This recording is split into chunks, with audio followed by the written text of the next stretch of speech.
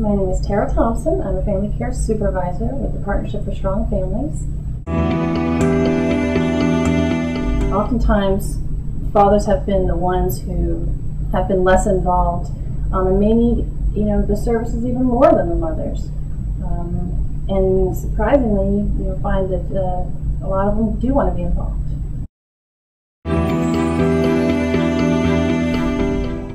There's a stereotype in our field, and it's been passed down for a very long time. Even as far back when I began, we didn't really expect the fathers to be involved because that's kind of what we were taught. And unfortunately, as we go and we keep training more and more workers, they get the same message over and over, and so they don't try. They just don't try, and it's unfortunate because when we do try, we find that a lot of them will participate. They want to participate. They're not invited. Typically, the stereotypes are that the fathers do not want to be involved. Deadbeat dads, oftentimes even the moms will say, well, he's not really involved.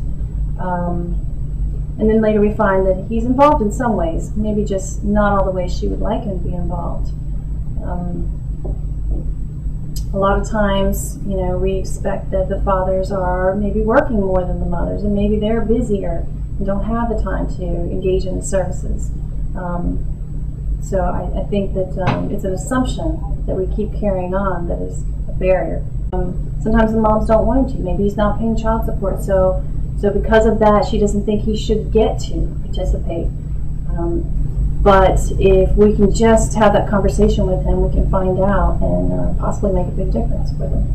As humans, we cannot help but let our personal experiences, sort of bleed over into our professional life. Sometimes we just have to sort of open our minds back up and give each father an individual attempt and an opportunity to participate.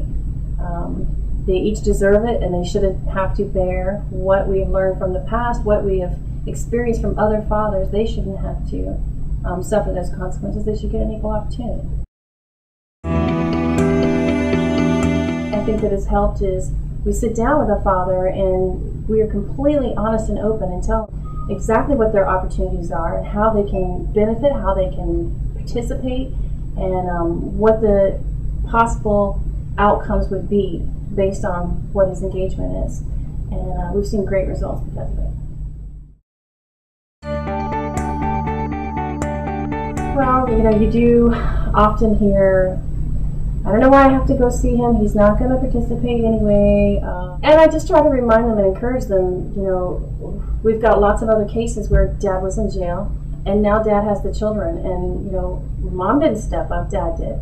So you never know how it's going to go, and if you don't go into it with an open mind and give each parent every opportunity, every chance to engage, then you haven't done the right thing. My name is Bonner-Jean Phillip. I'm a family care counselor with the Partnership for Strong Family.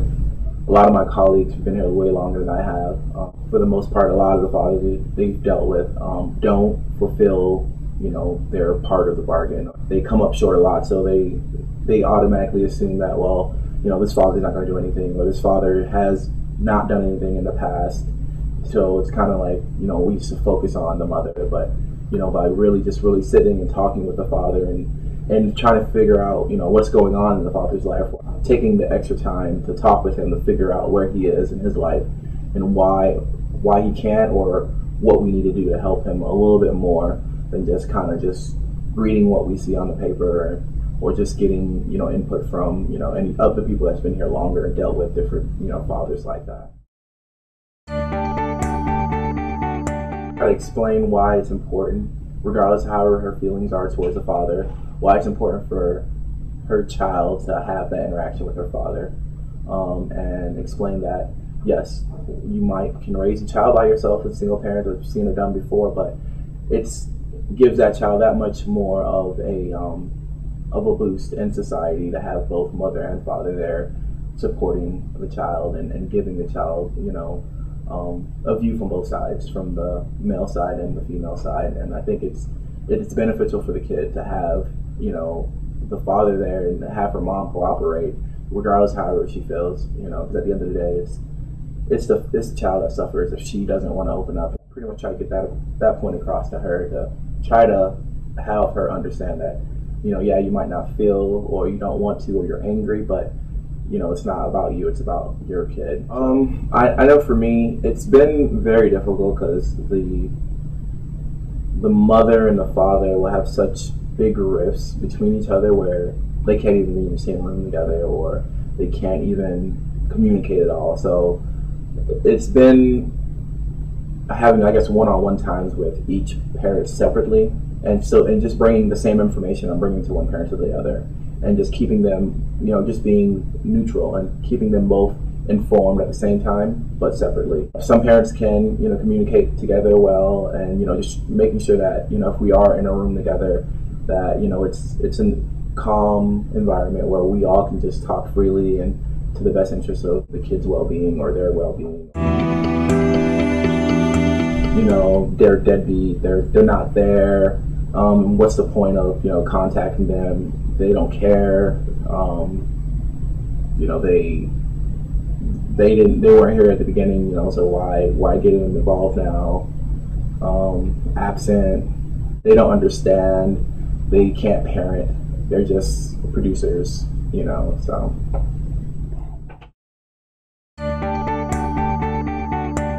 You don't know the full picture until you actually talk with the father and see where the father is at that point in his life, because what you're reading on the files and papers on the father will not sometimes misrepresents where the father is currently. So just really keeping an open mind when you're talking with the father, and not letting other people's bias and views cloud your judgment or how you feel towards the father, and just really taking what the father says for face value until he proves you wrong. Is my biggest approach when I interact with fathers or different parents in general. I just ask them what's going on with them and how they're doing, and try to relate to the kid and to see how it would feel if you were in that child's position where they didn't even give your father a chance despite what he's done in the past. Growing up, you never had, you had a father, but they weren't really doing anything to help you connect with him, and how you would feel that, you have other kids around that, they have fathers, and you're yearning for that. And my big fight is to just give the fathers a chance, giving them the benefit of the doubt. I know they might not deserve it or they might not need it, but give them the benefit of the doubt until they prove you wrong. I feel like the best thing is to let the person prove you wrong. Because, there's nothing wrong with you going on a limb for them until they prove you wrong. Once they prove you wrong, then it's a completely different story. But until then, you don't know them and they don't know you. So you have to give them the information up front and say, hey, until you prove me wrong, I'm going to be here and I'm going to fight for you. Well, I know you tried. You tried for everybody, and it's all about the kids. They're the number one purpose of why we do what we do. And if we want to give them every opportunity, we have to engage both parents.